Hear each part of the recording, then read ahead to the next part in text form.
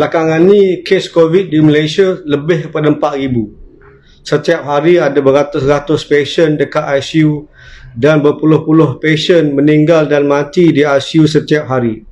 Ada kemungkinan dalam beberapa minggu kalau tak jaga, tak tukar cara hidup, ada kemungkinan kes di Malaysia setiap hari mungkin lebih daripada 10,000. Masalah sekarang hospital dah penuh, ICU dah penuh dan kita perlu ambil tindakan-tindakan yang sepatutnya untuk mengurangkan kes di Malaysia. Kita dah duduk, we have been together with COVID for the last 2 years. Kita dah bersama dengan COVID-19 ni selama 2 tahun. Jadi selama 2 tahun ni ada banyak yang kita belajar. Kita sudah faham sebersedikit tentang penyakit COVID-19. Kita sudah faham cara kita boleh elakkan penyakit ni daripada menular. We know how to avoid the infection, risk minimization. Kita dah tahu sebersedikit tentang rawatan penyakit COVID-19. Dan sekarang antara isu yang paling penting sekarang adalah isu vaccination, adalah isu vaksin untuk COVID-19. Dalam video ini saya akan jelaskan apakah itu sebenarnya penyakit COVID-19 secara detail dan secara mudah faham. Saya akan saya akan jelaskan komplikasi penyakit COVID-19 dan dalam video berikut ni saya akan jelaskan pasal isu vaksin AstraZeneca, blood clot, darah beku di dalam badan disebabkan vaksin atau COVID-19. Saya akan jelaskan secara detail dalam video yang berikutnya. Jadi saya minta sesiapa kalau berminat boleh hantar saya message, tanya soalan yang saya nak jawab di dalam video berikut. Jadi saya nak minta sesiapa yang berminat ada soalan nak tanya boleh paparkan soalan tu dekat Facebook saya. Saya akan cuba jawab semua soalan-soalan yang ditanya dalam video yang berikutnya. Kita dah tahu penyakit COVID-19 ni dia menular, dia transmit dengan 3 cara. Ada 3 cara yang kita boleh tahu how this disease transmit. Yang pertamanya close contact. Jadi kalau kita bersalam dengan orang, cium tangan orang masa raya, kalau kita buat benda tu masa raya ni, dia boleh menularkan penyakit COVID-19. So the first mode of transmission is direct touch. Kita sentuh tangan, sentuh badan atau cium tangan, boleh transmit virus tu. Cara kedua adalah dengan air liur ataupun droplet. Jadi kalau seorang yang ada COVID-19 tu, dia tak pakai mask terutamanya, dia bercakap, batuk atau bersin atau menjerit keluar air liur dari badan, keluar air liur dari mulut, masuk di mata, hidung atau mulut kita, kita boleh kena COVID-19. Sebab tu antara cara yang paling penting untuk elakkan COVID-19 adalah kita jarakkan badan kita dengan orang lain 1.5 meters dan kita pakai mask. Sebab droplet air liur yang keluar daripada mulut kita, dia akan keluar dan biasanya dalam 1.5 jarak meter tu dia akan jatuh ke lantai. Sebab tu kita pakai mask dan distancing. Cara ketiga COVID-19 boleh transmit, boleh menular ke orang lain adalah aerosol. Now, konsep aerosol ni saya nak jelaskan secara detail sikit. Aerosol ni air liur makroskopik, air liur yang sangat kecil yang kita tak boleh nampak dengan mata kasar kita. Bila kita batuk, kita bersin, kita membaca ke atau bercakap ke, keluar aerosol ni daripada mulut kita dan aerosol ni boleh terbang, boleh tahan di ruang udara selama beberapa jam dan pergerakan dia boleh lebih jauh daripada 1.5 meter. Dia boleh pergi 10-20 meter. Ini antara sebab-sebab mengapa makmum sembahyang tarawih dekat saf nombor 10 batuk ataupun bersin walaupun dia pakai mask, tapi imam di saf depan, Bilal dekat saf depan kena coronavirus walaupun kedua-dua orang ni pakai mask. Sebab aerosol ni dia boleh masuk walaupun orang tu pakai mask dan dia boleh terbang, dia boleh pergerakan dia lebih daripada 10-15 meter. Terutamanya kalau masjid, ruang rumah atau tempat yang berkurung tu tingkap dan pintu dia tutup. Jadi kalau tak ada ventilation, udara dalam tempat tu tak boleh keluar dan udara yang fresh daripada luar tak boleh masuk.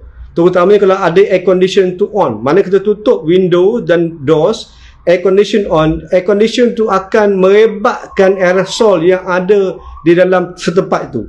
Okay, so that's why apart from minimizing the touch, apart from cleaning the hand, apart from wearing the mask, apart from keeping distance 1.5 liters, kalau kita masuk ruang yang tertutup, kita kena pastikan ada ventilation.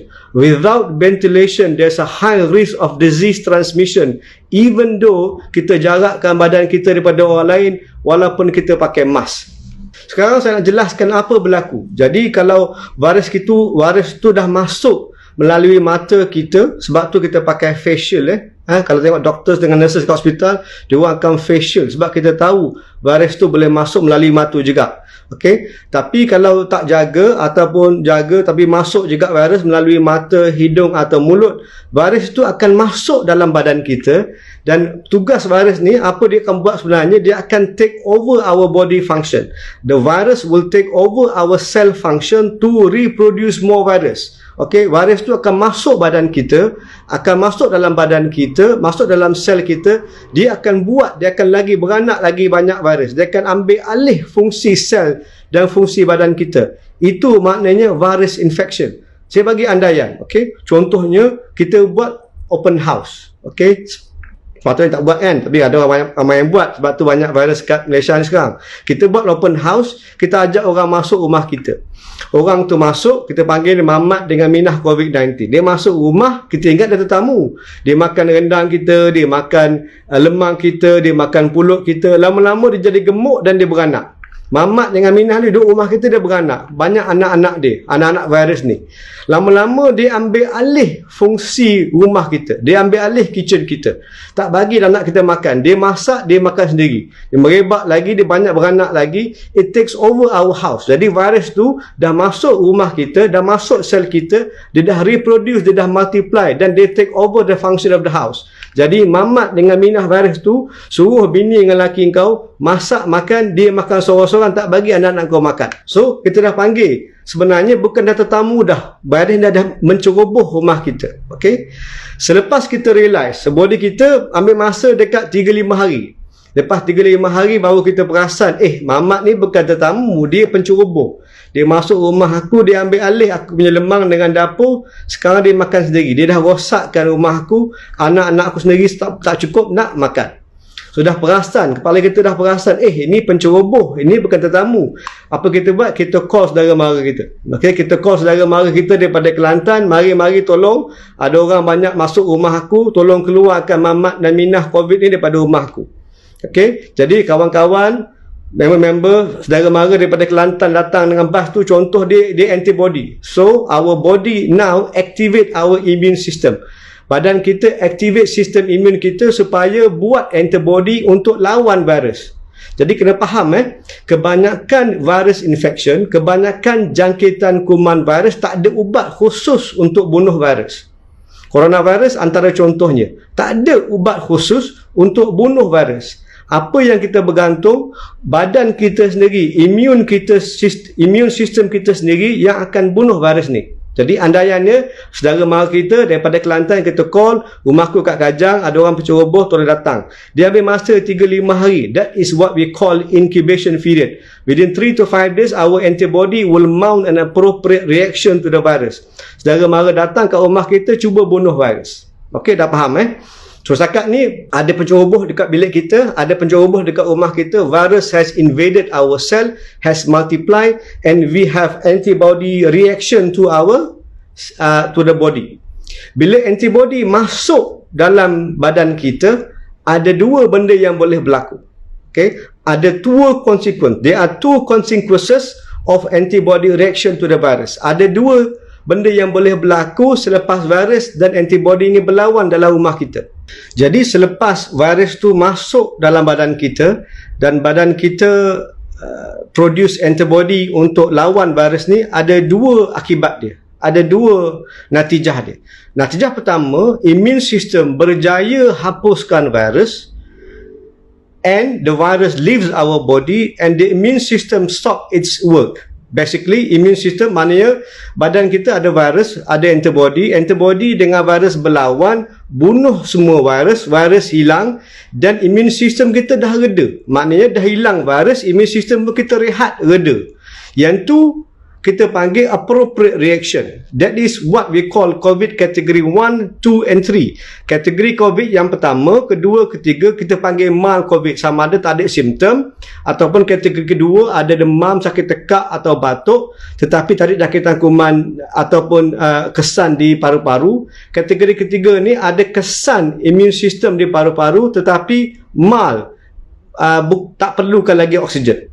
Yang tu outcome yang bagus, yang tu hasil yang bagus, maknanya immune system pun reda, dia balik semula. Contoh member kita daripada Kelantan tu, dia datang by bus, they come and fight the infection or the virus in our house, it kills the virus and then they leave.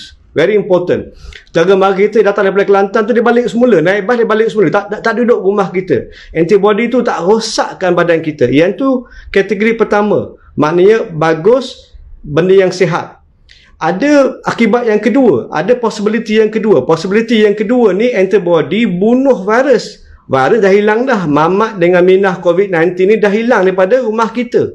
Dia dah belah dah, dia tak ada rumah lagi dah. Tapi immune system kita pula, saudara mara kita pula, mungkin banyak makan budu ke, minum air ketum ke, jadi pening, dia tak keluar daripada rumah. Dia pula lawan ahli-ahli keluarga rumah kita.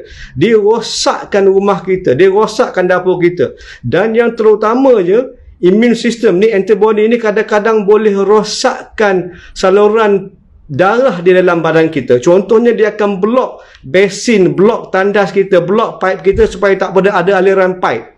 So one of the bad consequences of the immune reaction to our body is injury to our blood cell. Yang ni kena faham.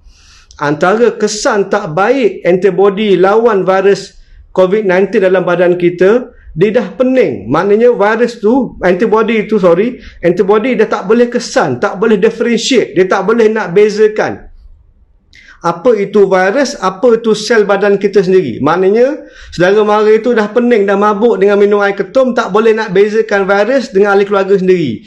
Jadi virus tu dah hilang, dia akan attack, dia akan lawan badan kita sendiri. This is what we call cytokine storm. Maknanya antibody sendiri akan rosakkan badan kita. Now, antibody ini paling penting ni, antibody ni dia boleh bagi kesan tak elok kepada saluran darah badan kita. Dalam saluran darah kita ada satu selaput sel yang licin dan smooth, is called endothelial cell. Selaput ni dia akan galakkan supaya aliran darah tu jalan dengan lancar dan dia akan elakkan darah beku daripada terjadi dalam saluran darah. Antibody COVID-19 ni dia boleh attack, dia boleh menceroboh lining of the blood vessel, sel selaput saluran darah ni supaya dia jadi buruk, dia jadi koyak. Selepas koyak selaput saluran darah, sama ada saluran darah tu di paru-paru, jantung, buah pinggang atau liver, boleh terjadi darah beku. So the formation of blood clots within the blood vessel can affect the organ. Organ yang boleh terlibat dengan darah beku semasa penyakit COVID adalah jantung, buah pinggang, paru-paru dan liver. And this is what we call multi-organ failure. Ini mekanisme dia. Yang ni mekanisme macam mana COVID-19 boleh menyebabkan multi-organ failure. Maknanya lebih daripada satu organ di dalam badan kita gagal. Contohnya perlu kena serangan jantung, kena stroke, dan antara paling common adalah rosak buah pinggang, perlukan dialisis. Jadi kenapa kita leka? Kita leka sebenarnya sebab kita tengok statistik. Kita tengok statistik, satu hari 4,000 orang kena COVID, tapi yang meninggal 40 orang je. Jadi the probability of death, kebarangkalian mati disebabkan COVID hanya 0.4%. Kita tak bimbang, kita tak runsing. Dan kita mungkin kenal ramai kawan-kawan kita, ramai saudara mara kita kena COVID, keluar hingu-hingu sikit, batuk-batuk sikit, lepas tu okey.